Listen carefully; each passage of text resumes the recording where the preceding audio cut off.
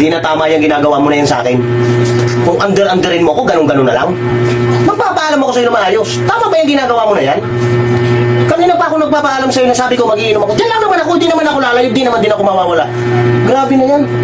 Simula ngayon, sinasabi ko sa'yo, talaga magkakaalaman tayo ngayon. Makikita mo yung hinahanap mo, makikita mo.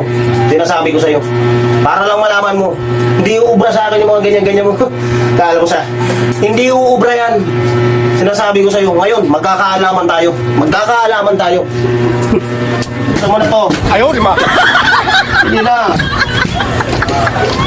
Lasing-lasing na dun eh. Nagkakantaan pa, nagkakabulol-bulol na sila ron. Ako, andito pa rin ako. Buksan mo na. Saglit lang naman na. Buksan mo na.